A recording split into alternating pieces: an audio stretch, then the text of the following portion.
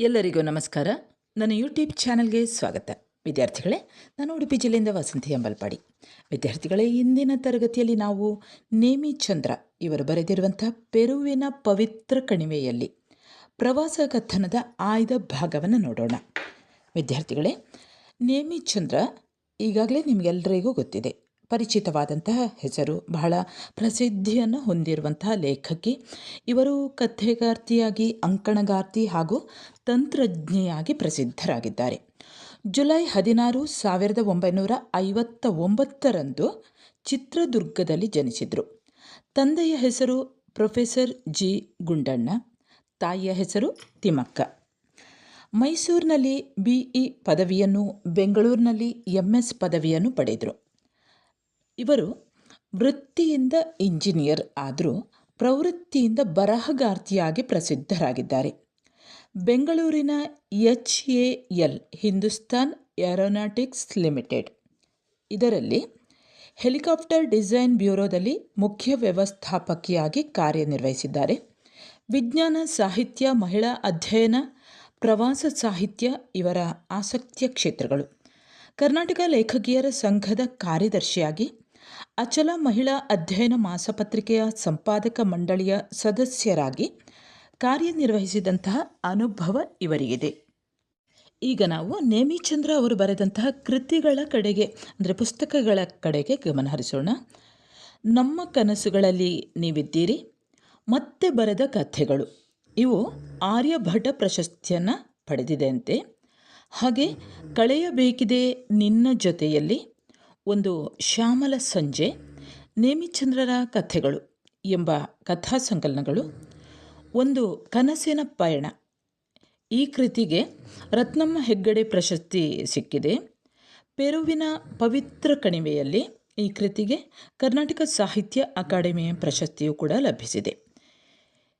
ಹಾಗೆ ನಿಮ್ಮ ಮನೆಗೊಂದು computer, electronic ಮತ್ತು ಕಂಪ್ಯೂಟರ್ ಅನ್ನುವಂತಹ ವೈಜ್ಞಾನಿಕ ಕೃತಿಗಳನ್ನು ಕೂಡ ಪ್ರಕಟಿಸಿದ್ದಾರೆ. ನೋವಿಗದ್ಯದ ಕುಂಚ, ಕಲಾವಿದ ವಾಗ್ಗು ಇವರ ಜೀವನ ಚರಿತ್ರೆ. ಹಾಗೆ ಬೆಳಕಿಗೊಂದು ಕಿರಣ, ಮೇರಿ ಕ್ಯೂರಿ ಇವರ ಜೀವನ ಚರಿತ್ರೆ, ಜೀವನ ಚಿತ್ರವನ್ನು ಒಳಗೊಂಡಂತಹ ಬೆಳಕಿಗೊಂದು ಕಿರಣ. ಬದುಕು ಬದಲಿಸಬಹುದು ಅನ್ನುವಂತಹ ಅಂಕಣ ಬರಹ.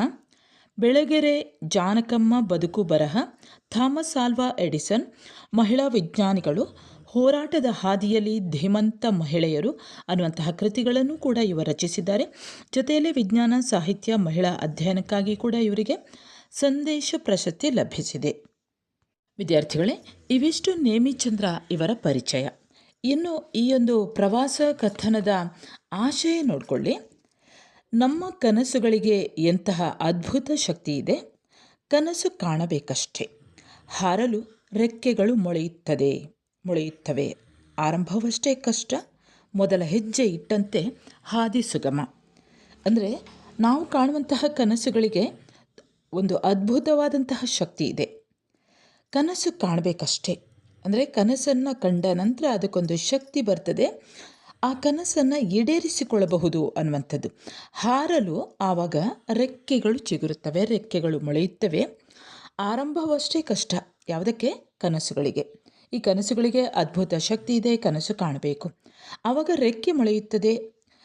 ರೆಕ್ಕೆ ಮೊಳೆತಾಗ ಹಾರಲು ಸ್ವಲ್ಪ ಕಷ್ಟವಾಗಬಹುದು, ಆದರೆ ಮೊದಲ ಹೆಜ್ಜೆ ಇಟ್ಟಂತೆ ಹಾದಿ ಸುಗಮವಾಗ್ತಾ ಹೋಗ್ತದೆ ಅನ್ನುವಂಥ ಲೇಖಕಿ ನೇಮಿಚಂದ್ರ ಅವರು ಪೆರುವಿನಲ್ಲಿ ಅಲೆದ ಅನುಭವಗಳಿಗೆ ಅಕ್ಷರ ರೂಪವನ್ನು ನೀಡಿದ್ದಾರೆ.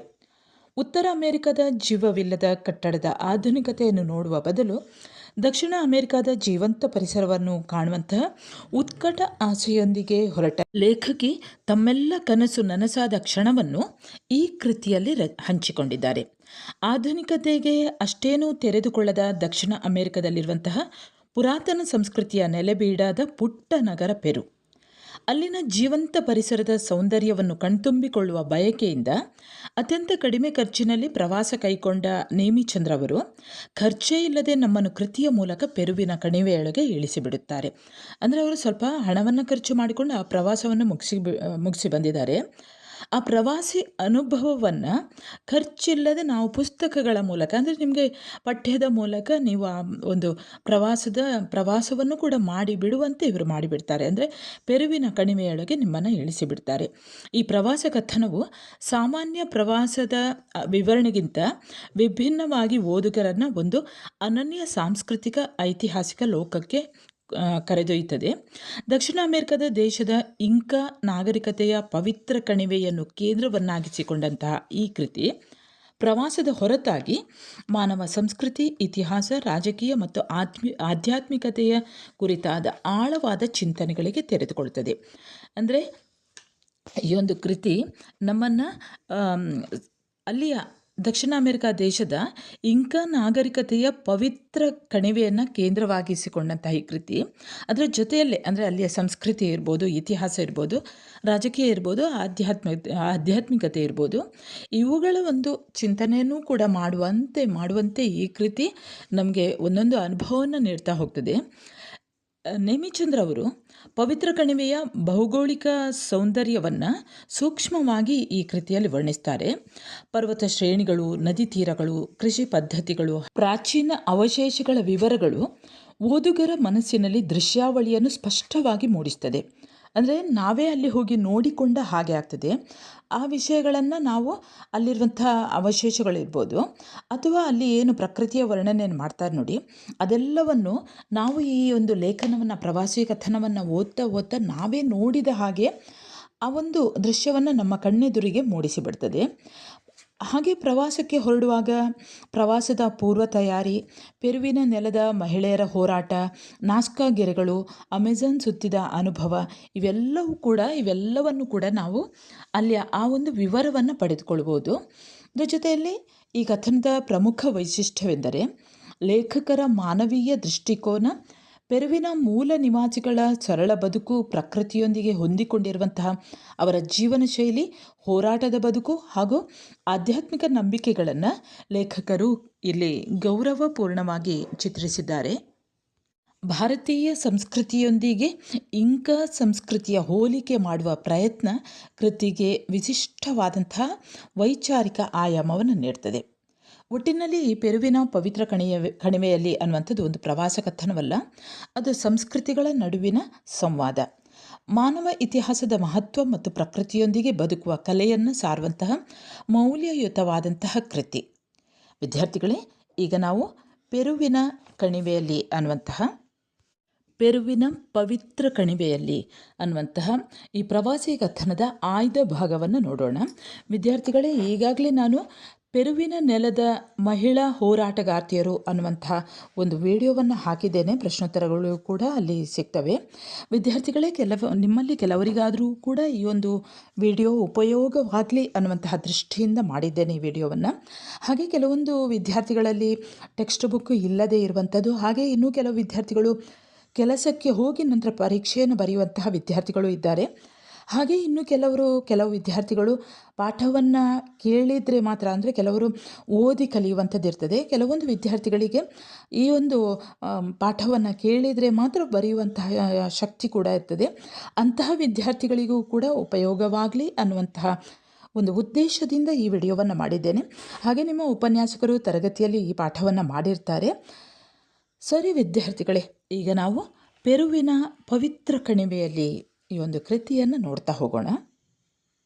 ನೇಮಿಚಂದ್ರ ಅವರು ಹೇಳ್ತಾರೆ, ಅವರ ಮತ್ತೊಂದು ಪಯಣದ ಕತೆ ಇದು ಅಂತ ಹೇಳ್ತಾರೆ. ಪೆರುವಿನ ಪವಿತ್ರ ಕಣಿವೆಯಲ್ಲಿ ಅನ್ನುವಂಥದ್ದು, ಅಂದರೆ ಪೆರುವಿನತ್ತ ಪಯಣ ಬೆಳೆಸಿರುವಂಥದ್ದು ಎರಡನೇ ಪಯಣದ ಕತೆ. ಅಂದರೆ ಮೊದಲ ಪಯಣ ಅವರದ್ದು ಒಂದು ಕನಸಿನ ಪಯಣ ಅನ್ನುವಂಥದ್ದು. ಆ ಕೃತಿ ಕೂಡ ಇದೆ, ಸಾಧ್ಯವಾದರೆ ಓದ್ಕೊಳ್ಳಿ. ಲೇಖಕಿಯವರು ಹೇಳ್ತಾರೆ, ಆ ಪೆರುವಿನ ಅದ್ಭುತ ಅನುಭವದ ಕತೆ.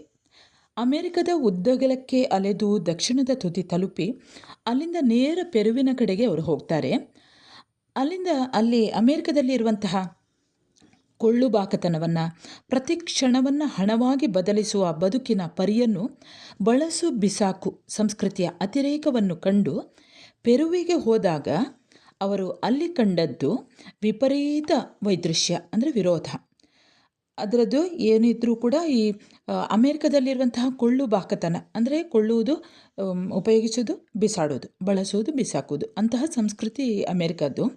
ಆದರೆ ಲೇಖಕಿಯವರು ಪೆರುವಿಗೆ ಹೋದಾಗಂತೆ ಅಲ್ಲಿ ಕಂಡದ್ದು ವಿಪರೀತ ವೈದೃಶ್ಯ. ಅಂದರೆ ಅಮೇರಿಕದ ಎಲ್ಲದಕ್ಕೂ ಕೂಡ ವಿರುದ್ಧವಾಗಿತ್ತು. ಯಾಕಂದರೆ ಅಮೇರಿಕ ಶ್ರೀಮಂತ ದೇಶವಾಗಿತ್ತು, ಪೆರು ಒಂದು ಬಡ ದೇಶವಾಗಿತ್ತು. ನೆನಪಲ್ಲಿಟ್ಕೊಳ್ಳಿ, ಪೆರು ಬಡ ದೇಶವಾಗಿತ್ತು, ಒಂದು ಪುರಾತನ ಸಂಸ್ಕೃತಿಯ ಪವಿತ್ರ ನೆಲವಾಗಿತ್ತು. ಅಂತಹ ಪವಿತ್ರವಾದಂತಹ ನೆಲವನ್ನು ಮುಟ್ಟಿದಂತಹ ತೃಪ್ತಿ ಲೇಖಕಿಗೆ ಆಯಿತು. ಮುಂದೆ ಅವರು ಹೇಳ್ತಾರೆ, ಯಾಕೆ ತಾನು ಪೆರುವಿಗೆ ಹೋದೆ ಅನ್ನುವಂಥದ್ದನ್ನು ಹೇಳ್ತಾರೆ. 15 ವರ್ಷಗಳ ಹಿಂದೆ ಅವರೊಂದು ಪುಸ್ತಕವನ್ನು ಕೊಂಡುಕೊಳ್ತಾರಂತೆ. ಆ ಪುಸ್ತಕದಲ್ಲಿ ಪೆರುವಿನ ಪರಿಚಯ ಇತ್ತಂತೆ. ಹಿಂದೆಂದೋ ಓದಿದ ಚಾರೆಟ್ ಆಫ್ ದಿ ಗಾಡ್, ಪೆರುವಿನ ಮರುಭೂಮಿಯಲ್ಲಿ ಹರಡಿ ನಿಂತ ರಹಸ್ಯಮಯ ದೈತ್ಯ ಚಿತ್ರಗಳ ಬಗ್ಗೆ ಕುತೂಹಲ ಕೆರಳಿಸಿತ್ತು. ಒಂದು ಪುಸ್ತಕವನ್ನು ತಗೊಂಡಿರ್ತಾರೆ, ಆಗ ಆ ಪೆರುವಿನ ಪರಿಚಯ ಆಗ್ತದೆ. ಆನಂತರ ಇನ್ನೊಂದು ಪುಸ್ತಕವನ್ನು ಓದ್ತಾರೆ, ಅಲ್ಲಿ ಇರುವಂತಹ ಪೆರುವಿನ ಮರುಭೂಮಿಯಲ್ಲಿ ಹರಡಿ ನಿಂತಹ ಒಂದೊಂದು ರಹಸ್ಯಮಯ ದೈತ್ಯ ಚಿತ್ರಗಳಿತ್ತಂತೆ. ಹಾಗಾಗಿ ಅವರಲ್ಲಿ ಕುತೂಹಲ ಕೆರಳಿತ್ತು. ಹಾಗೆ ನ್ಯಾಷನಲ್ ಜಿಯೋಗ್ರಫಿಯಲ್ಲಿ ಕಂಡ ಆ್ಯಂಡೀಸ್ ಪರ್ವತ ಶಿಖರಗಳು, ಇನ್ಕಾ ನಾಗರಿಕತೆ ಆಕರ್ಷಿಸಿತ್ತು. ಆ್ಯಂಡೀಸ್ ಪರ್ವತಗಳಲ್ಲಿ ಅಲೆಯುವ, ಪೆರುವಿನ ಪವಿತ್ರ ಕಣಿವೆಯಲ್ಲಿ ಇಳಿಯುವ, ಅಮೆಜಾನ್ ನದಿಯ ಮೇಲೆ ತೇಲಿ ಹೋಗುವ, ಅಮೆಜಾನ್ ಕಾಡುಗಳಲ್ಲಿ ರಾತ್ರಿ ಕಳೆಯುವ ಅನುಭವಕ್ಕಾಗಿ ಕಾತರಿಸಿದಂತಹ ಲೇಖಕಿಯವರು ಪೆರುವಿಗೆ ಹೊರಟಿದ್ರು. 1 ವರ್ಷದಿಂದಲೂ ಅವರು ಆ ಪೆರುವಿಗೆ ಹೋಗುವಂತಹ ಪಯಣಕ್ಕಾಗಿ ತಯಾರಿಯನ್ನು ನಡೆಸ್ಕೊಂಡಿದ್ರಂತೆ. 1 ವರ್ಷದಿಂದ ಅವರ ತಯಾರಿ ನಡೆದಿತ್ತು. ಈ ಸಲ ಅವರು ಏನು ಮಾಡ್ತಾರೆ, ಪರದೇಶದ ಪಯಣದ ಆತಂಕವೇನೂ ಇರಲಿಲ್ಲಂತೆ ಪೆರುವಿಗೆ ಹೋಗುವಾಗ.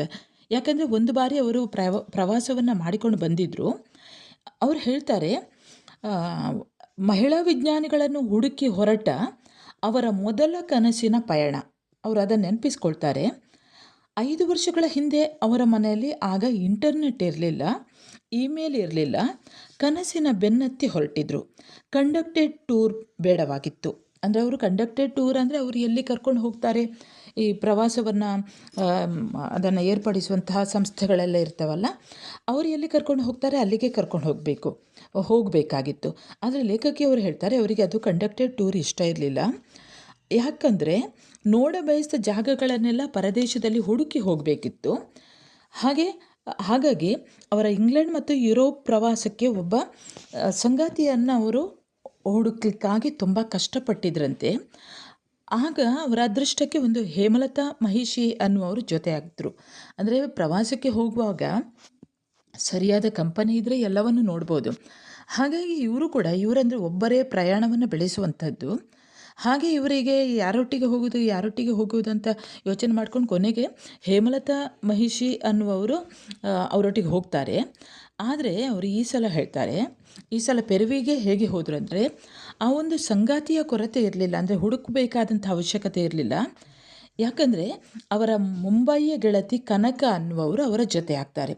ಯಾಕಂದರೆ ಕನಕ ಮೊದಲೇ ಹೇಳಿರ್ತಾರೆ ಲೇಖಕಿ ಹತ್ರ, ನಿಮ್ಮ ಮುಂದಿನ ಪ್ರವಾಸಕ್ಕೆ ನಾನು ಜೊತೆ ಬರ್ತೇನೆ ಅಂತ ಅವರು ಹೇಳ್ತಾ ಇದ್ರಂತೆ. ಮುಂಬೈಯಲ್ಲಿರುವಂತಹ ಗೆಳತಿ ಕನಕ. ಲೇಖಕಿಯವರು ಅವರ ಮೊದಲ ಪಯಣದ ಕಥೆಯನ್ನು ಹೇಳ್ತಾರೆ, ಮೊದಲ ಪ್ರವಾಸದ ಅನುಭವವನ್ನು ನಮಗೆ ಈಗ ಹೇಳ್ತಾರೆ. ನಿಮಗೆ ಪ್ರಶ್ನೆ ಬರ್ಬೋದು ವಿದ್ಯಾರ್ಥಿಗಳೇ, ನೇಮಿಚಂದ್ರ ಅವರ ಮೊದಲ ಪ್ರವಾಸದ ಅನುಭವಗಳನ್ನು ಬರೆಯಿರಿ ಅಂತ. ಇದಕ್ಕೆ ಸಂಬಂಧಿಸಿದ ಹಾಗೆ ಪ್ರಶ್ನೋತ್ತರದ ವಿಡಿಯೋವನ್ನು ಮುಂದೆ ಹಾಕ್ತೇನೆ. ಈಗ ನೋಡ್ಕೊಳ್ಳಿ, ಈ ಒಂದು ಪ್ರಶ್ನೆಯ ಉತ್ತರವನ್ನು ನೋಡ್ಕೊಳ್ಳಿ. ಅಂದರೆ ಲೇಖಕಿ ಮೊದಲ ಪ್ರವಾಸದ ಅನುಭವವನ್ನು ಅವರು ಹೇಳ್ತಾರೆ. ವರ್ಷಗಳು ಕೂಡಿಟ್ಟ ಇಂತಿಷ್ಟೇ ಹಣದಲ್ಲಿ ಏನೆಲ್ಲವನ್ನು ನೋಡಿ ಬರಬೇಕು, ಯಾವುದನ್ನೆಲ್ಲ ನೋಡಿ ಬರಬೇಕು ಅನ್ನುವಂತಹ ಯೋಜನೆ ಅವರದ್ದಾಗಿತ್ತು. ಅವರು ಹೊರಟ ಸಮಯಕ್ಕೆ ಏರ್ ಟ್ರಾಫಿಕ್ ಕಂಟ್ರೋಲ್ ಮುಷ್ಕರ ಹೂಡಿ ವಿಮಾನ ನಿಲ್ದಾಣದಲ್ಲಿ ಅವರು ರಾತ್ರಿಯನ್ನು ಕಳೆದಿದ್ರಂತೆ. 8 ಗಂಟೆಯಲ್ಲಿ ಲಂಡನ್ ತಲುಪಬೇಕಾದವರು ಮಸ್ಕತ್, ಬೆಹರಿನ್ ಎಲ್ಲೆಲ್ಲೋ ಅಲೆದು ಅಂತೂ 3 ದಿನಕ್ಕೆ ಅವರು ಲಂಡನ್ ಮುಟ್ಟಿದ್ರಂತೆ. ಅವರ ಆ ಪ್ರವಾಸಕ್ಕೆ ಒಂದು ಹಿನ್ನೆಲೆ ಇತ್ತಂತೆ. ಲೇಖಕಿಯವರು ಹೇಳ್ತಾರೆ, 1.5 ದಶಕಗಳಿಂದ ಮಹಿಳಾ ವಿಜ್ಞಾನಿಗಳನ್ನು ಕುರಿತು ಪುಸ್ತಕ ಬರೀತಾ ಇದ್ರು ಅವರು. ಅಂದರೆ ಆ ಮಹಿಳಾ ವಿಜ್ಞಾನಿಗಳ ಬದುಕಿಗೆ ಜೋಡಿಸಿದ ಆ ಎಲ್ಲ ಸ್ಥಳಗಳನ್ನು ಕಾಣಬೇಕು ಅನ್ನುವಂತಹ ಆಸೆ ಅವರಲ್ಲಿತ್ತು. ಸಾಹಿತ್ಯ, ವಿಜ್ಞಾನ, ಮಹಿಳಾ ಅಧ್ಯಯನ ಇವು ಮೂರೂ ಕೂಡ ಲೇಖಕಿಯ ಆಸಕ್ತಿಯ ವಿಷಯಗಳಾಗಿತ್ತು. ಹಾಗಾಗಿ ಅವರ ಕನಸು ಕೂಡ ಮೆಲ್ಲನೆ ಸ್ವಲ್ಪ ಹಿಗ್ಗುತ್ತಾ ಹೋಗಿತ್ತು, ಅಂದರೆ ಹೆಚ್ಚಾಗ್ತಾ ಹೋಗ್ತಾ ಇತ್ತು. ಅವರ ನಿರೀಕ್ಷೆಯನ್ನು ಮೀರಿ ಅವರ ಪ್ರಥಮ ಪ್ರವಾಸ ಯಶಸ್ವಿಯಾಗಿತ್ತು. ಅವರು ಅಲ್ಲಿ ಏನೆಲ್ಲ ನೋಡಿದರು ಅನ್ನೋದನ್ನು ಹೇಳ್ತಾರೆ. ಮೇರಿ ಕ್ಯೂರಿಯ ಪ್ರಯೋಗ ಶಾಲೆಯನ್ನು ನೋಡ್ಕೊಂಡು ಬಂದ್ರವರು. ಹಾಗೆ ಬ್ರಾಂಟೆಯ ಮೂರ್ಗಳಲ್ಲಿ ಅವರು ಅಲೆದು ಬರ್ತಾರೆ. ಪ್ರಥಮ ಸ್ತ್ರೀವಾದಿ ಲೇಖಕಿ ಆಫ್ರಾಳ ಹಳ್ಳಿಯನ್ನು ಪತ್ತೆ ಹಚ್ಚುತ್ತಾರೆ, ಅಂದರೆ ಅದನ್ನು ಕೂಡ ನೋಡ್ಕೊಂಡು ಬರ್ತಾರೆ. 19ನೇ ಶತಮಾನದ ಖಗೋಳಶಾಸ್ತ್ರಜ್ಞೆ ಕ್ಯಾರೋಲಿನ್ ಹರ್ಷಲ್ಳ ತಾಣವನ್ನು ಹುಡುಕಿ ಹೋಗ್ತಾರೆ, ಅಂದರೆ ಆ ಒಂದು ಸ್ಥಳವನ್ನು ಕೂಡ ನೋಡಿ ಬರ್ತಾರೆ. ವರ್ಡ್ಸ್ವರ್ತನ ಸ್ವರ್ಗೀಯ ನೆಲದಲ್ಲಿ ಅವರು ಅಲೆದು ಬರ್ತಾರೆ. ಕೀಟ್ಸ್ನ ಕಾವ್ಯರಾತ್ರಿಗಳನ್ನು ಕಳೆದ ಹ್ಯಾಂಪ್ಸ್ಟೆಡ್ ಹೀತ್ನ ಮನೆಯನ್ನು, ಹಾಗೆ ಕೊನೆ ಉಸಿರು ಎಳೆದ ರೋಮಿನ ಆ ಏಕಾಂತದ ಕೋಣೆಯನ್ನು, ಹಾಗೆ ಫ್ಲಾರೆನ್ಸ್ ನೈಟಿಂಗೇಲ್ಳ ಆಸ್ಪತ್ರೆಯನ್ನು, ಕುಸಿದ ಬರ್ಲಿನ್ ಗೋಡೆಯನ್ನು, ಡಕಾವ್ ನಾಜಿ ಕ್ಯಾಂಪನ್ನು, ಆನ್ ಫ್ರಾಂಕ್ ಅವಿತಿದ್ದ ಆ ಗುಪ್ತ ಗೃಹವನ್ನು, ಸಾಪೇಕ್ಷತಾವಾದ ರೂಪುಗೊಂಡ ಐನ್ಸ್ಟೈನ್ ಅವರ ತಾಣವನ್ನು, ವ್ಯಾನ್ಗೋನ ಬಿಸಿಲು ಹಳದಿ ಸೂರ್ಯಕಾಂತಿಗಳನ್ನು ಕೂಡ ಲೇಖಕಿಯವರು ನೋಡಿ ಬರ್ತಾರೆ. ಹಾಗಾಗಿ ಅವರು ಮಾಡಿದಂತಹ ಮೊದಲ ಪ್ರವಾಸವನ್ನು, ಆ ಪ್ರವಾಸದಲ್ಲಿ, ಆ ಪಯಣದಲ್ಲಿ ಉಂಟಾದಂತಹ ಅನುಭವಗಳೇ ಅವರಿಗೆ ಈ ಪೆರುವಿನ ಕಣಿವೆಗೆ ಹೊರಡುವಂತಹ ಪಯಣಕ್ಕೆ ಆತ್ಮವಿಶ್ವಾಸ ನೀಡಿತ್ತಂತೆ. ಹೊರಟಂತೆ ದಾರಿ ಕಾಣುತ್ತದೆ ಅನ್ನುವಂತಹ, ಅಂದರೆ ಹೊರಟ ಹಾಗೆ ಒಂದೊಂದೇ ದಾರಿಗಳು ಗೊತ್ತಾಗ್ತಾ ಹೋಗ್ತವೆ, ಎದುರಾಗ್ತಾ ಹೋಗ್ತವೆ ಅನ್ನುವಂತಹ ಒಂದು ಆತ್ಮವಿಶ್ವಾಸದೊಂದಿಗೆ ಅವರು ಪೆರುವಿನತ್ತ ಮುಖ ಮಾಡ್ತಾರೆ, ಪೆರುವಿನತ್ತ ಪಯಣವನ್ನು ಬೆಳೆಸ್ತಾರೆ. ಪೆರುವಿಗೆ ಹೋಗಲು ಇನ್ನೂ 2 ತಿಂಗಳಿತ್ತು. ಅವರು ಏನೆಲ್ಲ ಸಿದ್ಧತೆ ಮಾಡ್ತಾರೆ ನೋಡಿ. ಕನಕ ಅವರು ಕೆಲವು ತಿಂಗಳ ಹಿಂದೆ ತಮ್ಮ ಪತಿಯೊಡನೆ ಅಮೆರಿಕಕ್ಕೆ ಹೋಗಿದ್ರಂತೆ. ಕನಕ ಯಾರಂತ ಗೊತ್ತಿದೆ ನಿಮಗೆ, ಇವರ ಪೆರುವಿಗೆ ಹೋಗುವಂತಹ ಪಯಣದ ಸಂಗಾತಿ. ಅವರದ್ದು ಏನು, ಅವರು ಹೇಗೂ ಹೋಗಿದ್ರು. ಇಲ್ಲಿ ಲೇಖಕಿಯವರ ಗುರಿ ಕೂಡ ದಕ್ಷಿಣ ಅಮೆರಿಕವಾದರೂ ಉತ್ತರ ಅಮೆರಿಕದಲ್ಲಿ ತುಂಬ ಅಲ್ಲಿ ಇರಬೇಕು ಅನ್ನುವಂಥದ್ದು, ಅಲ್ಲಿಯ ತಾಣಗಳನ್ನು ನೋಡಬೇಕು ಅನ್ನುವಂಥದ್ದು ಅವರ ಉದ್ದೇಶ ಆಗಿತ್ತು. ಹಾಗಾಗಿ ಈಗಷ್ಟೇ ಅಮೆರಿಕ ನೋಡಿ ಬಂದವರನ್ನು ಅವರೊಂದಿಗೆ ಬರಲಿಕ್ಕೆ ಹೇಳೋದು ಸರಿ ಕಾಣಲಿಲ್ಲ. ಪಯಣದ ಸಿದ್ಧತೆ ಅಂತೂ ತುಂಬ ಜೋರಾಗಿ ನಡೆದಿತ್ತು ಅಂತ ಲೇಖಕಿಯವರು ಹೇಳ್ತಾರೆ. ಮುಂದೆ ಅವರು ಹೇಳ್ತಾರೆ, ತಮ್ಮ ಕಚೇರಿಯ ಅನುಭವವನ್ನು ಇಲ್ಲಿ ಹೇಳ್ತಾ ಹೋಗ್ತಾರೆ. ಹಾಸ್ಯ ಪ್ರಜ್ಞೆ ಉಳ್ಳಂತಹ ಮಾಲತಿಯವರು ತನ್ನ ಜೊತೆಯಾಗಿ ಬರ್ತೇನೆ ಅಂತ ಹೇಳಿದಾಗ ಲೇಖಕಿಯವರು ತುಂಬ ಸಂತೋಷಗೊಳ್ತಾರೆ. ಅಷ್ಟೇ ಅಲ್ಲದೆ ಹೋದ ವರ್ಷ ಅಂತೆ ಅವರು ಹೇಳಿರ್ತಾರೆ, ಮಾಲತಿ ಅವರು ಕಳೆದ ವರ್ಷ ಯುರೋಪಿನ ಪ್ರವಾಸಕ್ಕೆ ಕಂಡಕ್ಟೆಡ್ ಟೂರ್ನಲ್ಲಿ ಹೋಗಿದ್ರಂತೆ. ಅರ್ಧ ದಿನ ಪ್ಯಾರಿಸ್, ಅರ್ಧ ದಿನ ಬೆಲ್ಜಿಯಂ, ಹೀಗೆಲ್ಲ ತೋರಿಸಿ ಒಂದೇ ವಾರದಲ್ಲಿ ಯುರೋಪ್ ಮುಗಿಸಿ ಇಂಗ್ಲೆಂಡ್ನಲ್ಲಿ ಅವರೆಲ್ಲರನ್ನ ಇಳಿಸಿರ್ತಾರಂತೆ. ಮಾಲತಿಯವರು ಹೀಗಾಗಿ ಯಾವ ಸ್ಥಳವನ್ನು ಸರಿಯಾಗಿ ನೋಡಿರೋದಿಲ್ಲ ಅಂತೆ. ಆದರೆ ಅವರನ್ನು ತಂಗಿಸಿದಂತಹ ಹೋಟೆಲ್ ಇದೆ ಅಲ್ಲ, ಅದು ಮಾತ್ರ ದೊಡ್ಡ ಸ್ಟಾರ್ ಹೋಟೆಲ್ ಆಗಿತ್ತಂತೆ. ಒಳ್ಳೆಯ ಊಟ, ವಸತಿ, ಎಲ್ಲೆಡೆಗೆ ಟೂರಿಸ್ಟ್ ಬಸ್ಸು, ಹಾಗೆ ಕುಡಿಯುವ ನೀರು ಕೂಡ ಅಲ್ಲಾಡದ ರೀತಿಯಲ್ಲೇ ಅವರನ್ನು ಕರ್ಕೊಂಡು ಬರ್ತಾ ಇದ್ರಂತೆ. ಹೀಗೆ ಮಾಲತಿಯವರು ಹೇಳಿದಾಗ ಲೇಖಕಿಯವರು ಹೇಳ್ತಾರೆ, ನೀವು ನನ್ನ ಜೊತೆ ಬರ್ತಿರಲ್ಲ, ನನ್ನ ಜೊತೆ ಬರೋದಿದ್ರೆ ನಿಮಗೆ ಬೆಳಿಗ್ಗೆ ಎದ್ದ ತಕ್ಷಣ ಕಾಫಿ ಕೇಳುವ ಹಾಗಿಲ್ಲ, ಯಾವಾಗ ಏನು ಸಿಗುತ್ತೋ ಅದನ್ನು ನೀವು ತಿನ್ನಬೇಕು, ಟ್ಯಾಕ್ಸಿ ಅಂತ ಹೋಗುವ ಹಾಗಿಲ್ಲ, ಮೈಲಿಗಟ್ಟಲೆ ನಡಿಬೇಕು, ಅಗ್ಗದ ಹೋಟ್ಲಲ್ಲಿ ಮಲಗಬೇಕು, ಜೊತೆಗೊಂದು ಅಟ್ಯಾಚ್ಡ್ ಟಾಯ್ಲೆಟ್ ಕೂಡ ಇರಲಿಕ್ಕಿಲ್ಲ ಅಂತೆಲ್ಲ ಇವರು ಹೇಳ್ತಾರೆ. ಇರ್ತದೋ ಇಲ್ವೋ, ಟಾಯ್ಲೆಟ್ ಕೂಡ ಇರ್ತದೋ ಇಲ್ವೋ ಅಂತ ಲೇಖಕಿಯವರು ತಮ್ಮ ಯುರೋಪ್ ಪ್ರವಾಸದ ಹಿನ್ನೆಲೆಯನ್ನು ಅವರ ಹತ್ತಿರ ವಿವರಿಸಿ ಹೆದರಿಸ್ತಾರೆ. ಇಲ್ಲಪ್ಪ, ನೋ ಪ್ರಾಬ್ಲಮ್ ಅಂತ ಹೇಳಿಬಿಡ್ತಾರೆ ಮಾಲತಿಯವರು. ಅಂತೂ ಇವರಿಗೆ ಒಂದು ಒಳ್ಳೆಯ ಜೊತೆಗಾತಿಯಾಗಿ ಮಾಲತಿಯವರು ಸಿಕ್ಕಿರ್ತಾರೆ. ಹೀಗೆ ಲೇಖಕಿಯವರು ಹೇಳ್ತಾರೆ, ಅವರ ಪರಿಚಯದವರು ಯಾರೂ ಪೆರುವಿಗೆ ಹೋಗಿರಲಿಕ್ಕಿಲ್ಲ, ದಕ್ಷಿಣ ಅಮೆರಿಕ ಖಂಡಕ್ಕೆ ಕಾಲೇರಿಸಿ ಇರಲಿಲ್ಲ. ಗೊತ್ತಿಲ್ಲದ ಜಾಗದ ಬಗ್ಗೆ ಜನರಿಗೆ ಭೀತಿ ಹೆಚ್ಚು. ನಿಮಗೆಲ್ಲ ಗೊತ್ತಿದೆ, ಎಲ್ಲಿಯಾದರೂ ನಾವು ಹೋಗ್ತೇನೆ ಅಂತ ಹೇಳಿದಾಗ ಹೆದರಿಸುವವರೇ ಹೆಚ್ಚು, ಅಲ್ಲಿ ಹಾಗಂತೆ ಹೀಗಂತೆ ಅಂತ. ಹಾಗೆ ಲೇಖಕಿಯವರಿಗೂ ಕೂಡ ಹೆಚ್ಚಿನವರು ಹೆದರಿಸ್ತಾರೆ, ಅವರಿಗೆ ಭೀತಿ ಉಂಟು ಮಾಡಿಸ್ತಾರೆ. ಅಲ್ಲಿ ಪೆರುವಿನಲ್ಲಿ ಯಾದವಿ ಕಲಹ ಇದೆ, ರಾಜಕೀಯ ಗೊಂದಲ ವಿಪರೀತ ಇರ್ತದೆ, ಪ್ರಜಾಪ್ರಭುತ್ವ ಇನ್ನೂ ಕೂಡ ಅಲ್ಲಿ ನೆಲೆ ನಿಲ್ಲಿಲ್ಲ, ಅಲ್ಲಿ ನಿಮಗೆ ಭಾಷೆ ಬರುವುದಿಲ್ಲ, ಇದನ್ನೆಲ್ಲ ಹೇಗೆ ನಿಭಾಯಿಸ್ತೀರಾ ಅಂತ ಇವರ ಆ ಒಂದು ಉತ್ಸಾಹಕ್ಕೆ ತಣ್ಣೀರು ಎರಚಿ ಬಿಡ್ತಾರಂತೆ. ಹಾಗೆ ಕೊನೆಯ ಗಳಿಗೆಯಲ್ಲಿ ಅವರ ಲೇಖಕಿಯ ಗೆಳತಿಯಾದಂತಹ ಗಾಯತ್ರಿಯವರ ಸ್ನೇಹಿತರಾದಂತಹ ಡಾಕ್ಟರ್ ಎನ್ ಜಯರಾಮ್ ಅವರು ಸಿಗ್ತಾರೆ. ಅವರು ಟ್ರಿನಿಡ್ಯಾಡ್ನಲ್ಲಿ ಇದ್ದಾಗ ಅವರು ಪೆರುವಿಗೆ ಹೋಗಿದ್ರು ಅನ್ನುವಂಥ ವಿಷಯ ಲೇಖಕಿಗೆ ತಿಳಿದು ಬರ್ತದೆ. ಹಾಗಾಗಿ ಜಯರಾಮ್ ಅವರು ಪೆರುವನ್ನು ಕುರಿತಂತಹ ಒಂದಿಷ್ಟು ಮಾಹಿತಿಯನ್ನು ಲೇಖಕಿಗೆ ಕಳಿಸಿಕೊಡ್ತಾರೆ. ಪೆರುವಿನ ದೊಡ್ಡ ನಕಾಶೆ ಸಿಕ್ಕಿದ್ದು ಬಹಳ ಅನುಕೂಲವಾಗ್ತದೆ ಲೇಖಕಿಗೆ. ಅವರು ಹೋಗಬೇಕಾದಂಥ ಜಾಗಗಳು ಯಾವ ದಿಕ್ಕಿನಲ್ಲಿವೆ, ಯಾವ ಜಾಗಕ್ಕೆ ಮೊದಲು ಹೋಗುವುದು, ನಂತರ ಎಲ್ಲಿಗೆ ಅಂತೆಲ್ಲ ಒಂದು ರೂಟ್ ಮ್ಯಾಪನ್ನು ತಯಾರಿಸಿಕೊಳ್ತಾರೆ. ಹೊರಡುವ ದಿನ ಹತ್ತಿರ ಬರ್ತದೆ. ತಯಾರಿ ಬಹಳಷ್ಟು ಜೋರಿಂದ ನಡೆದಿರ್ತಂತೆ. ಹಾಗೆ ಅದರ ಜೊತೆಯಲ್ಲಿ ಕಚೇರಿಯ ಕೆಲಸಗಳನ್ನು ಕೂಡ ತ್ವರಿತವಾಗಿ ಮುಗಿಸಿ ಹೊರಡಲಿಕ್ಕೆ ಇನ್ನೇನು ಕೆಲವು ದಿನಗಳ ಮೊದಲು ತಿಳಿಯಿತು, ಪೆರುವಿಗೆ ಹೋಗಬೇಕೆಂದರೆ ಮೊದಲು ಯೆಲ್ಲೋ ಫೀವರ್ ಇಂಜೆಕ್ಷನ್ ಹಾಕಿಸಿಕೊಳ್ಬೇಕು ಅಂತ. ವಿದ್ಯಾರ್ಥಿಗಳೇ, ಇದ್ರ ಕುರಿತೊಂದು ಪ್ರಶ್ನೆ ಬರ್ತದೆ ನೋಡಿ. ನೇಮಿಚಂದ್ರ ಅವರು ಪೆರುವಿನ ಪ್ರವಾಸ ಪೂರ್ವದಲ್ಲಿ ಯೆಲ್ಲೋ ಫೀವರ್ ಇಂಜೆಕ್ಷನ್ ಹಾಕಿಸಿಕೊಂಡ ಸಂದರ್ಭವನ್ನು ವಿವರಿಸಿರಿ ಅಂತ. ಇದನ್ನು ಸ್ವಲ್ಪ ಸರಿಯಾಗಿ ಕೇಳಿಸ್ಕೊಳ್ಳಿ. ಪೆರುವಿಗೆ ಹೋಗಬೇಕಾದ್ರೆ ಮೊದಲು ಯೆಲ್ಲೋ ಫೀವರ್ ಇಂಜೆಕ್ಷನ್ ಹಾಕಿಸ್ಕೊಳ್ಬೇಕು ಅಂತ ಲೇಖಕಿಗೆ ಗೊತ್ತಾಗ್ತದೆ. ಆಗ ಜಯರಾಮ್ ಅವರು ಹೇಳ್ತಾರೆ, ಒಂದು ವೇಳೆ ನೀವು ಹಾಕಿಸಿಕೊಳ್ಳಿಲ್ಲ ಅಂದರೆ ಪೆರುವಿಗೆ ಆರಾಮದಲ್ಲಿ ಹೋಗ್ಬೋದು, ಆದರೆ ಬರುವಾಗ ಮಾತ್ರ ಅಮೇರಿಕಾದಲ್ಲಿ ಕ್ವಾರಂಟೈನ್ ಮಾಡಬಹುದು, ಅದು ಕೂಡ ನಿಮ್ಮ ಖರ್ಚಿನಲ್ಲೇ ಅಂತ ಅವರು ಜಯರಾಮ್ ಎಚ್ಚರಿಸ್ತಾರೆ. ಆಗ ಲೇಖಕಿಯವರು ಅದರ ಕುರಿತು ಮಾಹಿತಿ ಪಡ್ಕೊಳ್ತಾರೆ. ಬೆಂಗಳೂರಿನಲ್ಲಿ ಆಗ ಯೆಲ್ಲೋ ಫೀವರ್ ಇಂಜೆಕ್ಷನ್ ಸಿಗ್ತಾ ಇರಲಿಲ್ಲ. ಅದಕ್ಕಾಗಿಯೇ ಮದ್ರಾಸಿಗೆ ಹೋಗಬೇಕಿತ್ತು. ಅಷ್ಟು ಸಮಯ ಲೇಖಕಿಯಲ್ಲಿ ಇರಲಿಲ್ಲ. ಅಮೇರಿಕಾದಲ್ಲಿ ಹಾಕಿಸಿಕೊಂಡ್ರಾಯಿತು ಅಂತ ಅವರು ಹೊರಟ್ರೆ, ಇಲ್ಲಿ ಭಾರತದಲ್ಲಿ $75 ಚುಚ್ಚುವ ಈ ಸೂಜಿ ಮದ್ದಿಗೆ ಅಮೇರಿಕಾದಲ್ಲಿ $105 ಇತ್ತಂತೆ. $105 ಅಂದರೆ ಸುಮಾರು $5,000. ಅಮೇರಿಕಾದಲ್ಲಿ ರೋನಕ್ ಎಂಬ ಜಾಗದಲ್ಲಿ ವರ್ಜೀನಿಯಾ ಮೆಡಿಕಲ್ ಸೆಂಟರ್ನಲ್ಲಿ ಈ ಇಂಜೆಕ್ಷನನ್ನು ತೆಗೆದುಕೊಳ್ಳಿಕ್ಕೆ ಮಾಲತಿ ಮತ್ತು ಅವರು ಹೋಗ್ತಾರೆ. ಅವರ ಸ್ನೇಹಿತರೊಬ್ಬರಿದ್ದರು, ಡಾಕ್ಟರ್ ಮುಕೇಶ್ ಪಟೇಲ್ ಅಂತ. ಅವರ ಕೃಪೆಯಿಂದ ಒಂದಿಷ್ಟು ಡಿಸ್ಕೌಂಟ್ ಸಿಕ್ಕಿತಂತೆ. ಆ ಡಿಸ್ಕೌಂಟ್ ಎಷ್ಟಂದರೆ, ಒಂದು ಚುಚ್ಚು ಮದ್ದಿಗೆ $5,000 ಇದ್ದದ್ದು $4,000. ನೀವು ಯೋಚನೆ ಮಾಡ್ಕೊಳ್ಬೇಕು. ಹೋದ ತಕ್ಷಣ ಚುಚ್ಚಿ ಕಳಿಸ್ಲಿಲ್ಲ, ಅದಕ್ಕೂ ಕೆಲವೊಂದು ನಿಯಮಗಳಿತ್ತಂತೆ. ಇದು ಪೇಪರ್ ಮುಂದಿಟ್ಟು ಸಹಿ ಹಾಕಲು ಹೇಳಿದ್ರಂತೆ ಲೇಖಕಿ ಹತ್ತಿರ. ಅಂದರೆ ಯೆಲ್ಲೋ ಫೀವರ್ ಇಂಜೆಕ್ಷನ್ ಚುಚ್ಚಿಸ್ಕೊಳ್ಬೇಕಾದ್ರೆ ಕೆಲವೊಂದನ್ನು ಬರೆದಿಟ್ಟಂತಹ ಒಂದು ಲೆಟರ್ ತೋರಿಸಿದ್ರಂತೆ. ಅದಕ್ಕೆ ಸೈನ್ ಹಾಕಲಿಕ್ಕೆ ಹೇಳಿದರು. ಅದರಲ್ಲಿ ಏನು ಬರೆದಿತ್ತು ನೋಡಿ, ನಮ್ಮಿಂದ ನಿಮಗೆ ಏಡ್ಸ್ ಬಂದರೆ ನಿಮ್ಮ ಹಕ್ಕುಗಳೇನು, ನಿಮ್ಮಿಂದ ನಮಗೆ ಏಡ್ಸ್ ಬಂದರೆ ಏನು ಮಾಡುತ್ತೇವೆ, ಇತ್ಯಾದಿ ಇತ್ಯಾದಿ ಬರೆದದ್ದನ್ನು ನೋಡಿ ಲೇಖಕಿಗೆ ಗಾಬರಿಯಾಗಿ ಬಿಡ್ತದಂತೆ. ಒಂದು ಇಂಜೆಕ್ಷನ್ಗೆ ಇಷ್ಟೊಂದು ಕಾಗದದಲ್ಲಿ ಸಹಿ ಹಾಕಬೇಕೆ? ಆಪರೇಷನ್ ಏನಾದರೂ ಮಾಡಿಸಿಕೊಳ್ಳುವಂತಿದ್ದರೆ ದೇವರೇ ಗತಿ.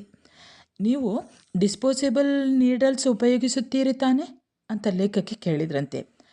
ಇವರಿಗೆ ಸೂಜಿ ಚುಚ್ಚಲು ಇಷ್ಟೊಂದು ಭಯಬೇಕೆ ಎಂದು ಅದೂ ಕೇಳಬೇಕೆ ಎಂಬಂತೆ ಎಸ್ ಎಂದು ಗುಡುಗಿದಳು ಚುಚ್ಚುವಾಕೆ. ಅಂದರೆ ಲೇಖಕಿಗೆ ಇಂಜೆಕ್ಷನ್ ಕೊಡುವವಳು ಲೇಖಕಿ ಈ ರೀತಿಯ ಪ್ರಶ್ನೆಗಳನ್ನು ಕೇಳಿದಾಗ ಅವಳಿಗೆ ಸಿಟ್ಟು ಬರ್ತದಂತೆ. ಎಸ್ ಅಂತ ಗಟ್ಟಿಯಲ್ಲೇ ಹೇಳ್ತಾಳಂತೆ. ಸೂಜಿಯನ್ನು ತೆಗೆದುಕೊಂಡು ಪಟ್ ಅಂತ ಅವಳು ಚುಚ್ಚಿಬಿಡ್ತಾಳೆ. ನಂತರ ಸೂಜಿಯನ್ನು ಕೆಳಗಿಟ್ಟು ಬ್ಯಾಂಡೇಡ್ ಹುಡುಕಿ ಪಟ್ ಎಂದು ಬ್ಯಾಂಡೇಡ್ ತೋಳಿಗೆ ಬಡಿದಳು. ಮುಟ್ಟಿ ನೋಡಿಕೊಳ್ತಾರಂತೆ ಲೇಖಕರು. ಚುಚ್ಚಿದೆಯಲ್ಲೋ, ಇಂಜೆಕ್ಷನ್ ಚುಚ್ಚಿದೆಯಲ್ಲೋ, ಬ್ಯಾಂಡೇಜ್ ಹಾಕಿದೆಯಲ್ಲೋ. ಕೈಯಲ್ಲಿ ಸಣ್ಣ ಹತ್ತಿ ಚೂರು ಹಿಡಿದು ಚುಚ್ಚಿದೊಡನೆ ಆ ಜಾಗಕ್ಕೆ ಅಮುಕಿ ಒತ್ತಿ ಒಂದಿಷ್ಟು ಉಜ್ಜಿ ಎಸೆಯುವ ಭಾರತೀಯರ ಸರಳ ತಂತ್ರವನ್ನು ಪೇಟೆಂಟ್ ಮಾಡುವುದು ಒಳ್ಳೆಯದು. ಅಮೆರಿಕವನ್ನು ಮನಸಾರೆ ಬೈದುಕೊಂಡು ಲೇಖಕಿ ಮತ್ತು ಲೇಖಕಿಯ ಸ್ನೇಹಿತೆ ಪೆರುವಿನಡೆಗೆ ಹೊರಟಿದ್ರು. ಅಂದರೆ ಇವೆಷ್ಟು ಹಳದಿ ಜ್ವರಕ್ಕೆ. ಅಂದರೆ ಈ ಹಳದಿ ಜ್ವರದ ಕುರಿತು ಹೇಳ್ತಾರೆ, ಹಳದಿ ಜ್ವರಕ್ಕೆ ಚುಚ್ಚುಮದ್ದು ಹಾಕಿಸಿಕೊಂಡಾಗ ಸಹಿ ಹಾಕಿದ ಹಳದಿ ಬಣ್ಣದ ಸರ್ಟಿಫಿಕೇಟ್ ಕೊಡ್ತಾರೆ. ಈ ಚುಚ್ಚುಮದ್ದಿನ ಪ್ರಭಾವ ಹೇಗಿದೆ ಅಂತ ನೋಡಿ. ಈ ಚುಚ್ಚುಮದ್ದಿನ ಪ್ರಭಾವ 10 ವರ್ಷಗಳ ತನಕ ಇರ್ತದೆ. ಹಾಗಾಗಿ ಹಳದಿ ಕಾರ್ಡನ್ನು ಜೋಪಾನವಾಗಿ ಇಟ್ಟುಕೊಂಡ್ರತ್ತೆ ಲೇಖಕಿಯರು. ಅವ್ರು ಹೇಳ್ತಾರೆ, ಯಾರಿಗೊತ್ತು 10 ವರ್ಷಗಳಲ್ಲಿ ಮತ್ತೊಮ್ಮೆ ಪೆರುವಿನತ್ತ ಪಾದ ಬೆಳೆಸಬಹುದು, ಅಂದರೆ ಯಾರಿಗೊತ್ತು 10 ವರ್ಷದಲ್ಲಿ ತಾನು ಇನ್ನೊಮ್ಮೆ ಪೆರುವಿನ ಕಡೆಗೆ ಹೊರಟ್ರೆ ಅಂತ. ಈ ಚುಚ್ಚುಮದ್ದಿನ ಕೆಲವು ಅಡ್ಡ ಪರಿಣಾಮಗಳು ಉಂಟಂತೆ. ಅಂದರೆ ಸಾಮಾನ್ಯವಾಗಿ ಕೆಲವೊಂದು ಚುಚ್ಚುಮದ್ದುಗಳಲ್ಲಿ ಅಡ್ಡ ಪರಿಣಾಮಗಳು ಬರ್ತವೆ. ಅಡ್ಡ ಪರಿಣಾಮಗಳು ಯಾವುದಂದರೆ, ಸಣ್ಣ ತಲೆನೋವು ಬರುವಂಥದ್ದು, ಜ್ವರ ಬರುವಂಥದ್ದು ಇದೆಲ್ಲ 5-10 ದಿನಗಳ ತನಕ ಕಾಣಿಸಿಕೊಳ್ಬೋದು. ತೀರಾ ಸೂಕ್ಷ್ಮ ಪ್ರಕೃತಿಯವರಿಗೆ ಅಲರ್ಜಿಯಾಗಿ ದದ್ದುಗಳು ಅಂದರೆ ಗುಳ್ಳೆಗಳು ಏಳಬಹುದು. ಅಸ್ತಮಾ ಕೂಡ ಅಪರೂಪಕ್ಕೆ ಕಾಣಿಸಿಕೊಳ್ಬೋದು. ಪುಣ್ಯಕ್ಕೆ ಲೇಖಕಿಗೆ ಅಥವಾ ಅವರ ಸ್ನೇಹಿತೆ ಮಾಲತಿಗಾಗಲಿ ಯಾವ ಅಡ್ಡ ಪರಿಣಾಮಗಳು ಕೂಡ ಆಗಲಿಲ್ಲ ಅಂತೆ. ಜೇಬು ಖಾಲಿಯಾದ ಒಂದು ದೊಡ್ಡ ಪರಿಣಾಮವನ್ನು ಬಿಟ್ಟು ಬೇರೆ ಏನೂ ಪರಿಣಾಮ ಆಗಲಿಲ್ಲ. ಇನ್ನೂ ಒಂದು ಎಚ್ಚರಿಕೆಯನ್ನು ಕೊಡ್ತಾರೆ ಲೇಖಕಿಯವರು. ಆ ಒಂದು ಹಳದಿ ಜ್ವರದ ಚುಚ್ಚುಮದ್ದನ್ನು ಚುಚ್ಚಿಸಿಕೊಳ್ಬೇಕಾದ್ರೆ ಹಳದಿ ಜ್ವರದ ಚುಚ್ಚುಮದ್ದನ್ನು ಚುಚ್ಚಿಸಿಕೊಳ್ಬೇಕಾದ್ರೆ ಗರ್ಭಿಣಿ ಸ್ತ್ರೀಯರು ಹಾಕೋದು ಬೇಡ ಅಂತ ಹೇಳ್ತಾರೆ. ಯಾಕಂದರೆ ಗರ್ಭದಲ್ಲಿ ಇರುವಂತಹ ಭ್ರೂಣದ ಮೇಲೆ ಏನಾದರೂ ಪರಿಣಾಮ ಬೀರ್ಬೋದು, ನಿಖರವಾಗಿ ತಿಳಿದಿಲ್ಲ ಅಂತ ಲೇಖಕಿಯರು ಹೇಳ್ತಾರೆ. ಇನ್ನು ಲೇಖಕಿಯವರು ಪೆರುವಿಗೆ ಹೋಗುವ ಮೊದಲು ಪೂರ್ವ ತಯಾರಿಯನ್ನು ನಡೆಸಿದ ಪೂರ್ವ ತಯಾರಿಯ ಸಿದ್ಧತೆಯನ್ನು ಕುರಿತು ಬರೆಯಿರಿ ಅನ್ನುವಂಥ ಪ್ರಶ್ನೆ ಬರ್ಬೋದು. ಸರಿಯಾಗಿ ಕೇಳಿಸ್ಕೊಳ್ಳಿ. ಲೇಖಕಿಯವರು ಏನು ಮಾಡ್ತಾರೆ, ಪೆರುವಿಗೆ ಹೋಗಬೇಕಂದ್ರೆ ವಿಮಾನ ಟಿಕೆಟ್ಗೆ ಎಷ್ಟಾಗ್ತದೆ ಅಂದರೆ 1,00,000 ಆಗ್ತದೆ ಅಂತ ತಿಳ್ಕೊಂಡಾಗ ಅಮೆರಿಕಕ್ಕೆ ಹೋಗಿ ದಕ್ಷಿಣದ ತುದಿ ತಲುಪಿ ಅಲ್ಲಿಂದ ಪೆರುವಿಗೆ ಹಾರುವುದು ಅಂತ ಅವರು ನಿರ್ಧಾರ ಮಾಡ್ತಾರೆ. ಅಮೆರಿಕದಲ್ಲಿ ನೋಡಬೇಕಾದ ತಾಣಗಳನ್ನು ಕೂಡ ಅವರು ಗುರುತು ಹಾಕಿಕೊಳ್ತಾರೆ. ಅಮೆರಿಕದ ಪಶ್ಚಿಮ ತೀರದ ಸ್ಯಾನ್ ಫ್ರಾನ್ಸಿಸ್ಕೋನಲ್ಲಿ ಇಳಿಯುವುದು, ನಂತರ ರೈಲಿನಲ್ಲಿ ಪೂರ್ವಕ್ಕೆ ಹೊರಡುವುದು, ನಡುವೆ ಉತ್ತರದ ತುದಿ ತಲುಪಿ ಕೆನಡಾ ಹೊಕ್ಕು ಬರುವುದು, ಕಡೆಗೆ ಪೂರ್ವ ಕರಾವಳಿಯ ಉದ್ದಕ್ಕೂ ಹಾದು ದಕ್ಷಿಣದ ತುತ್ತ ತುದಿ ಮಿಯಾಮಿ ತಲುಪುವುದು, ಅಲ್ಲಿಂದ ನಂತರ ಪೆರುವಿಗೆ ಹಾರುವುದು. ಇವಿಷ್ಟು ಅವರ ಪ್ಲ್ಯಾನ್ ಆಗಿತ್ತು. ನ್ಯೂಯಾರ್ಕ್ ಅಥವಾ ವಾಷಿಂಗ್ಟನ್ನಿಂದ ಪೆರುವಿಗೆ ಹಾರಿದ್ದರೂ ದೂರ ಹೆಚ್ಚಿದ್ದು ವಿಮಾನದ ಟಿಕೆಟ್ ದುಬಾರಿ ಆಗ್ತಾ ಇತ್ತು. ಹಾಗಾಗಿ ಅವರು ಆದಷ್ಟು ದಕ್ಷಿಣ ಅಮೆರಿಕ ಖಂಡಕ್ಕೆ ಹತ್ತಿರವಾಗಲು ಮಿಯಾಮಿ ತಲುಪಿದ್ರಂತೆ. ಅವರ ಇಚ್ಛೆಯಂತೆ ಅವರ ಗೆಳೆಯ ಗಣೇಶ್ ಅವರು ಇಂಟರ್ನೆಟ್ ತುಂಬ ಅಲೆದಾಡಿ ಆದಷ್ಟು ಅಗ್ಗದ ಟಿಕೆಟನ್ನು ಹುಡುಕಿಕೊಡ್ತಾರೆ. ಅಗ್ಗ ಅಂದರೆ ಎಷ್ಟು ಅಂದರೆ $430. $430 ಅಂದರೆ ಎಷ್ಟು ಆಗ್ತದೆ ಅಂತ ನೀವು ತಿಳ್ಕೊಳ್ಳಿ. ಟಿಕೆಟ್ ಮಿಯಾಮಿಯಿಂದ ಪೆರುವಿನ ರಾಜಧಾನಿ ಲೀಮಾಗೆ ಹೊರಟಂತೆ ಇವರ ಈ ಒಂದು ಸಿದ್ಧತೆಯ ಬಗ್ಗೆ ಅವರ ಸ್ನೇಹಿತರು, ಸಂಬಂಧಿಕರು ಅಲ್ಲಿಯ ಸುರಕ್ಷತೆಯ ಬಗ್ಗೆ ಆತಂಕಗೊಳ್ತಾರಂತೆ.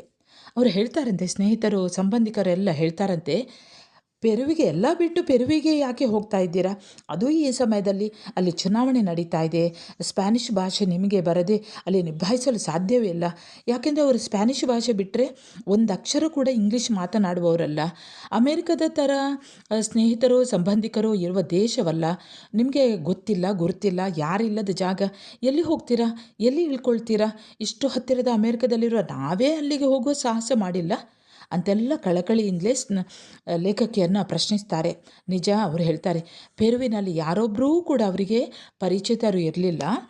ಅವರಿಗೆ ಪೆರುವಿನ ಉದ್ದಗಲಕ್ಕೆ ಅಲೆದರೂ ಅವರಿಗೆ ಒಬ್ಬ ಭಾರತೀಯ ಕೂಡ ಕಣ್ಣಿಗೆ ಕಾಣಿಸಿರಲಿಲ್ಲಂತೆ. ಆದರೆ ಎದೆಯಲ್ಲಿ ಅದೇನೋ ಎಂಥದೋ ಏನೋ ಒಂದು ಅದಮ್ಯ ವಿಶ್ವಾಸವಿತ್ತು. ಅಂದರೆ ವಿಶ್ವಾಸವಿದ್ದರೆ ಎಲ್ಲಿ ಕೂಡ ಹೋಗ್ಬೋದು ಅನ್ನುವಂಥದ್ದನ್ನು ನಾವು ನೇಮಿಚಂದ್ರ ಅವರ ಈ ಪ್ರವಾಸಿ ಕಥನವನ್ನು ಓದೋದ್ರ ಮುಖಾಂತರ ತಿಳ್ಕೊಳ್ಬೋದು. ಸಾವಿರ ವರ್ಷಗಳ ಸಂಸ್ಕೃತಿಯ ಹಿನ್ನೆಲೆಯ ಪೆರು ಹೊರ ಆಕ್ರಮಣದಲ್ಲಿ 100 ವರ್ಷಗಳ ತುಳಿತಕ್ಕೆ ಸಿಕ್ಕಿ ಪುಟಿದೇಳುತ್ತಿರುವ ಪೆರು ಅವರಿಗೆ ಅಭೇದ್ಯವಾಗದು ಅನ್ನುವಂಥ ವಿಶ್ವಾಸ ಅವರಲ್ಲಿತ್ತು. ಪೆರುವಿನ ಅಯಸ್ಕಾಂತೀಯ ಆಕರ್ಷಣೆ ಸೆಳೆದಿತ್ತು. ಅವರು ಬಯಸಿದ್ದು ಹಾಗೆ ಅವರ ಇಚ್ಛೆಯಂತೆ ಅಲೆದು ಬರಬೇಕು ಅನ್ನುವಂತಹ ಕಾಲದ ನಿರ್ಬಂಧನವಿಲ್ಲದೆ ಕಂಡಲ್ಲಿ ಮನಸೋತಲ್ಲಿ ನಿಂತು ನಡೆವ ಸಮಯವಿರಬೇಕು, ಸ್ವಾತಂತ್ರ್ಯವಿರಬೇಕು.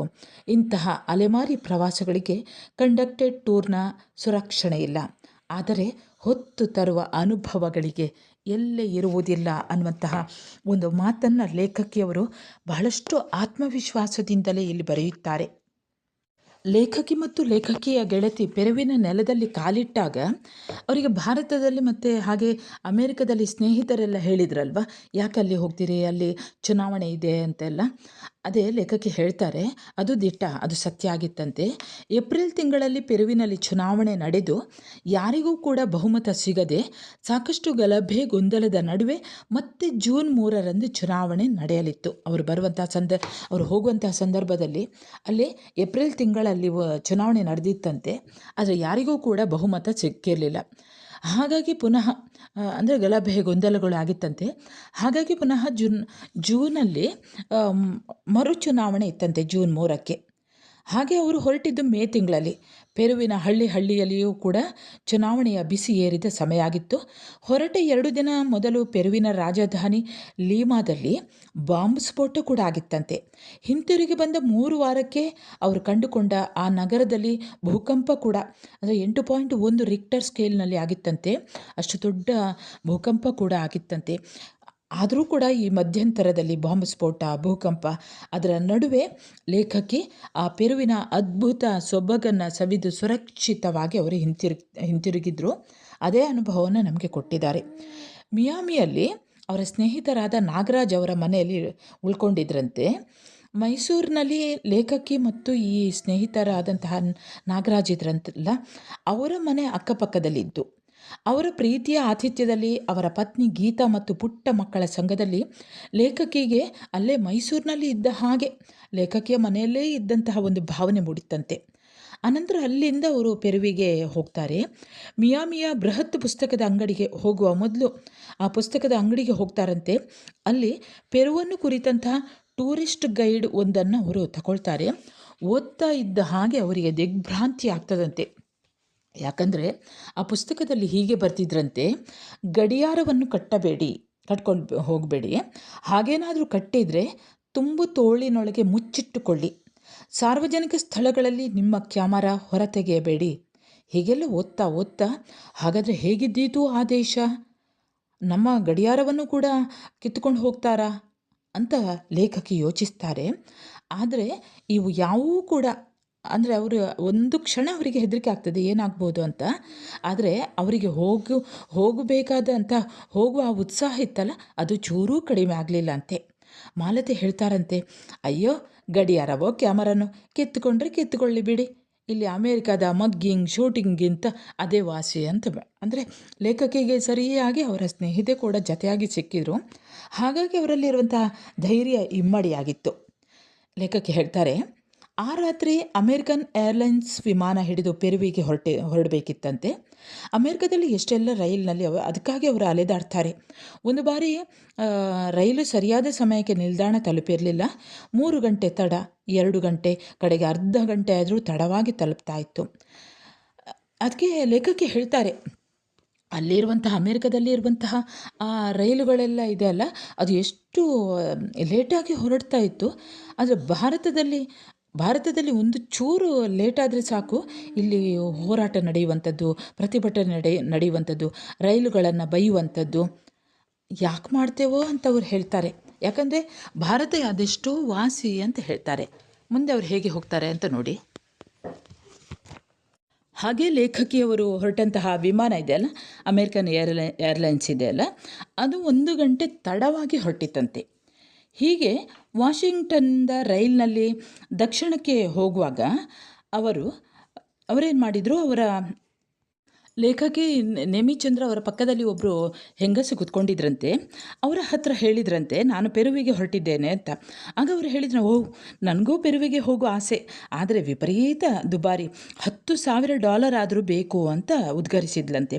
ಅದಕ್ಕೆ ಲೇಖಕಿಗೆ ನಗು ಬಂತಂತೆ. ಯಾಕಂದರೆ ಅವರ ಹತ್ತಿರ $10,000 ಕಾಲು ಭಾಗ ಕೂಡ ಇರಲಿಲ್ಲ ಅಂತೆ. ಆದರೂ ಹೊರಟಿದ್ದೆ ಅಂತ ಹೇಳ್ತಾರೆ. ಅಂದರೆ ಲೇಖಕಿ ಏನು ಮಾಡ್ತಾರೆ, ಪೆರುವಿಗೆ ಅಗ್ಗದ ಹಾದಿಯನ್ನು ಕಂಡುಹುಡುಕಿ ಹೋಗ್ತಾರೆ. ಪೆರುವಿಗೆ 15 ದಿನಗಳ ಪ್ರವಾಸದ ಬೆಲೆ $8,000. ಈ ಕಂಡಕ್ಟರ್ ಟೂರ್ಗಳಲ್ಲಿ ಮಿಯಾಮಿಯಿಂದ ಲಿಮಾಕ್ಕೆ ಕರೆದೊಯ್ದು ಅಲ್ಲಿಂದ ವಿಮಾನದಲ್ಲಿ ನಾಜ್ಕಾ, ಕುಸ್ಕೋ, ಮಾಚುಪಿಚು ತೋರಿಸಿ ಕರೆತರ್ತಾ ಇದ್ರಂತೆ. ಪಂಚತಾರಾ ಹೋಟೆಲ್ ಊಟ ತಿಂಡಿ ವಸತಿ ಏರ್ಪಡಿಸಿ ಕೊಡ್ತಾಯಿದ್ರು.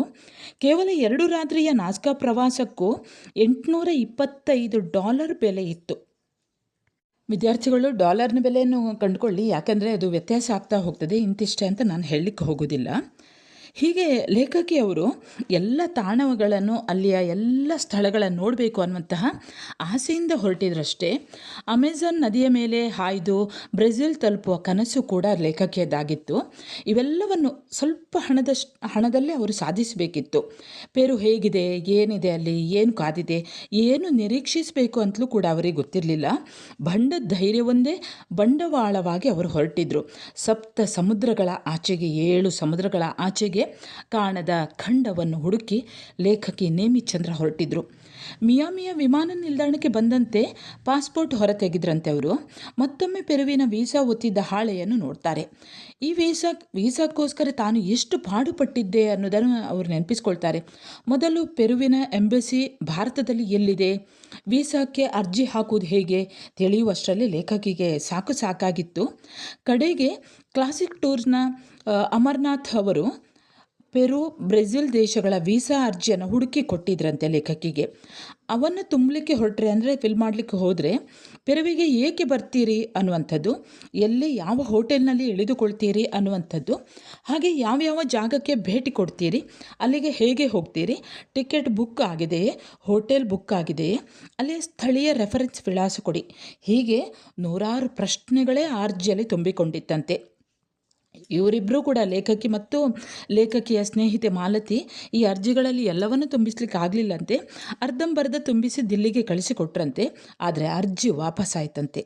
ವೀಸಾ ಕಚೇರಿಯಿಂದ ಟೂರ್ ಇಟಿನರಿ, ಹೋಟೆಲ್ ಅಡ್ರೆಸ್ ಬೇಕೇ ಬೇಕು ಅಂತ ಕೇಳಿದ್ರಂತೆ.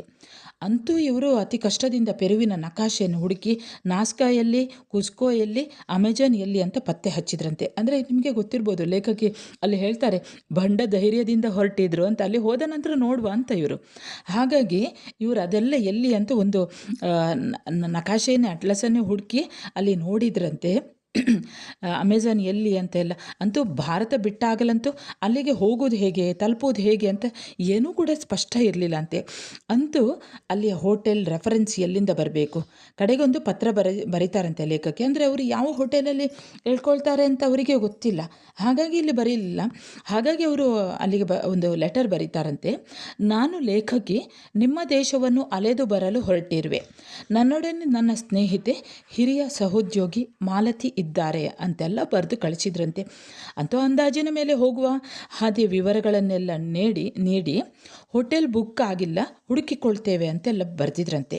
ಕಡೆಗೂ ಡಿಲ್ಲಿಯಿಂದ ಒಂದು ಲೆಟರ್ ಬರ್ತದಂತೆ. ಅಂದರೆ ಅನುಮತಿಯ ಮುದ್ರೆಯನ್ನು ಒತ್ತಿದಂತಹ ಪೆರು ಮತ್ತು ಬ್ರೆಜಿಲ್ ದೇಶಗಳ ವೀಸಾ ಬಂದಾಗ ಲೇಖಕಿಗೆ ಬಹಳಷ್ಟು ಖುಷಿ ಆಗ್ತಾರಂತೆ. ಹೀಗೆ ಪೆರುವಿಗೆ ಹಾರುವ ಆ ಸುಗ್ಗಳಿಗೆ ಬಂದಿತ್ತು ಲೇಖಕಿಗೆ. ರಾತ್ರಿ 12:30ಕ್ಕೆ ವಿಮಾನ ಮೇಲೇರಿತು. ಅಂದರೆ ವಿಮಾನದ ಒಳಗೆ ಕೂತ್ಕೊಂಡಿದ್ರು. ಕೆಳಗೆ ನೋಡಿದರೆ ರತ್ನ ಕಂಬಳಿಯ, ಅಂದರೆ ವಿಮಾನದ ಒಳಗೆ ಕೂತ್ಕೊಂಡು ಇವರು ಕೆಳಗೆ ನೋಡ್ತಾರಂತೆ. ರತ್ನ ಕಂಬಳಿಯ ಮೇಲೆ ಚೆಲ್ಲಿದ ವಜ್ರ ವೈಢೂರ್ಯಗಳಂತೆ ಪ್ರಖರವಾಗಿ ಹೊಳೆಯುತ್ತಿದ್ದ ರಾಶಿ ರಾಶಿ ದೀಪಗಳು. ಬೆಳಗಿನ 5:30ಕ್ಕೆ ಪೆರುವಿನ ರಾಜಧಾನಿ ಲೀಮಾವನ್ನು ತಲುಪುತ್ತಾರೆ ಅವರು. ಮತ್ತೆ ಕೆಳಗೆ ನೋಡ್ತಾರೆ ಲೇಖಕಿ. ಕತ್ತಲ ಸೆರಗಲ್ಲಿ ಮಿನುಗಿದ ಹಣತೆಗಳಂತೆ ಕಂಡ ದೀಪಗಳು. ವಿಮಾನದಿಂದ ಕಾಣುವ ಈ ದೃಶ್ಯವೇ ಒಂದು ಸ್ಥಳದ ಸಿರಿತನ ಬಡತನಗಳ ಕಥೆಯನ್ನು ಕೂಗಿ ಹೇಳುತ್ತದೆ. ಇದೀಗ ದಕ್ಷಿಣ ಅಮೆರಿಕ ಖಂಡದ ಪೆರುವಿನಲ್ಲಿ ಲೇಖಕಿಯವರು ಕಾಲಿಟ್ಟರು. ಅವರ ಮೈಯಲ್ಲಿ ಕಾಲಿಟ್ಟಾಗ ಅವರ ಮೈಯಲ್ಲಿ ರೋಮಾಂಚನ ಆಯ್ತಂತೆ. ಯಾಕಂದರೆ ಪುರಾತನ ಸಂಸ್ಕೃತಿಯ ನೆಲಕ್ಕೆ ಅವರು ಆಗಮಿಸಿದರು. ಸಾವಿರ ವರ್ಷಗಳ ವೈಭವದ ವರ್ಣರಂಜಿತ ಇತಿಹಾಸದ ನೆಲಕ್ಕೆ, ನಾಗರಿಕತೆಯ ತೊಟ್ಟಿಲು ತೂಗಿದ ಸ್ಥಳಕ್ಕೆ ಅವರು ಬಂದಿದ್ದರು. ಅಮೆರಿಕದಂತೆ ಎಲ್ಲಿಂದಲೋ ವಲಸೆ ಬಂದು ಸ್ಥಳೀಯರನ್ನೆಲ್ಲ ಬಡಿದು ಮುಗಿಸಿ ರಾತ್ರೋರಾತ್ರಿ ಏರಿ ನಿಂತು ಬೇರಿಲ್ಲದೆ ಬೆಳೆದ ಸಂಸ್ಕೃತಿಯಲ್ಲ ಈ ನೆಲದಲ್ಲಿ ಸಾವಿರಾರು ವರ್ಷಗಳ ಚರಿತ್ರೆ ಇತ್ತು. ಅತ್ಯಂತ ಪುರಾತನ ಆಂಡಿಸ್ ಬೆಟ್ಟಗಳ ಕಠಿಣ ನೆಲದಲ್ಲಿ ಜೀವಂತವಿದ್ದ ಜನಜೀವನವಿತ್ತು. ಲೇಖಕಿ ಆ ಪೆರುವಿನ ಪ್ರಥಮ ದರ್ಶನ ಆಗುವಾಗ ಅವರಿಗೆ ನಂಬಲಿಕ್ಕೆ ಆಗಲಿಲ್ಲಂತೆ. ಭಾರತದಿಂದ ನಾನು ಇಷ್ಟು ದೂರದ ಸ್ಥಳಕ್ಕೆ ಬಂದನಲ್ಲ ಅಂತ. ಪೆರು, ಲೀಮಾ, ಈಗ ಅಲ್ಲೇ ಇದ್ದೇನಲ್ಲ ಅಂತ ಅವರಿಗೆ ನಂಬಲಿಕ್ಕೆ ಕಷ್ಟ ಆಗ್ತದಂತೆ. ಅವರು ಹೇಳ್ತಾರೆ ನೋಡಿ, ನಮ್ಮ ಕನಸುಗಳಿಗೆ ಎಂಥ ಅದ್ಭುತ ಶಕ್ತಿ ಇದೆ. ಕನಸು ಕಾಣಬೇಕಷ್ಟೇ, ಹಾರಲು ರೆಕ್ಕೆಗಳು ಮೊಳೆಯುತ್ತವೆ, ಆರಂಭವಷ್ಟೇ ಕಷ್ಟ. ಮೊದಲ ಹೆಜ್ಜೆ ಇಟ್ಟಂತೆ ಹಾದಿ ಸುಗಮ. ದೂರದ ದೇಶಗಳು ದೂರದಲ್ಲಿ ಕಂಡಾಗ, ದೂರದಲ್ಲಿ ಕುಳಿತಾಗ ಅಭೇದ್ಯವಾಗಿ ಕಾಣುತ್ತವೆ. ಗೊತ್ತಿಲ್ಲದು ದಿಗಿಲು ಹುಟ್ಟಿಸುತ್ತದೆ. ಆದರೆ ರೆಕ್ಕೆ ಬಿಚ್ಚಿ ಹೊರಟರೆ ಸಾಕು, ನಾವು ಅಲ್ಲಿರುತ್ತೇವೆ. ಲೇಖಕ ಹೇಳ್ತಾರೆ, ತಾನೀಗ ಅಲ್ಲಿದ್ದೇನೆ ಅನ್ನುವಂಥದ್ದು. ಭೂಪಟದಲ್ಲಿ ಕಂಡಂತಹ ನೆಲದಲ್ಲಿ ಬಹಳಷ್ಟು ರೋಮಾಂಚನಕಾರಿಯಾದಂತಹ ಅನುಭವವನ್ನು ಕೊಡುವಂತಹ ದೃಶ್ಯವನ್ನು, ಅದಕ್ಕೆ ಬೇಕಾದಂಥ ಶಕ್ತಿಯನ್ನು ಹೇಗೆ ತುಂಬಿಕೊಳ್ಳಬಹುದು ಅನ್ನೋದನ್ನು ಕೂಡ ಕೆಲವೊಂದು ಸಾಲುಗಳಲ್ಲಿ ಲೇಖಕಿಯವರು ವಿವರಿಸ್ತಾರೆ. ವಿದ್ಯಾರ್ಥಿಗಳೇ, ಇಲ್ಲಿಗೆ ಈ ಭಾಗವನ್ನು ಮುಗಿಸ್ತಾ ಇದ್ದೇನೆ. ಮುಂದೆ ಪೆರುವಿನ ನೆಲದ ಮಹಿಳಾ ಹೋರಾಟ ಅನ್ನುವಂಥ ಮುಂದಿನ ಕೆಲವೊಂದು ಅಲ್ಲಿಯ ಏನೆಲ್ಲ ಪೆರುವಿನಲ್ಲಿ ಏನೆಲ್ಲ ಕಾಣ್ತಾರೆ, ಆ ಪ್ರವಾಸಿ ಅನುಭವ ಏನೆಲ್ಲ ಇದೆ ಅನ್ನುವಂಥದ್ದನ್ನು ಮುಂದಿನ ವಿಡಿಯೋದಲ್ಲಿ ಹಾಕ್ತೇನೆ. ಕಾಯ್ತಾ ಇರ್ತೀರಲ್ಲ?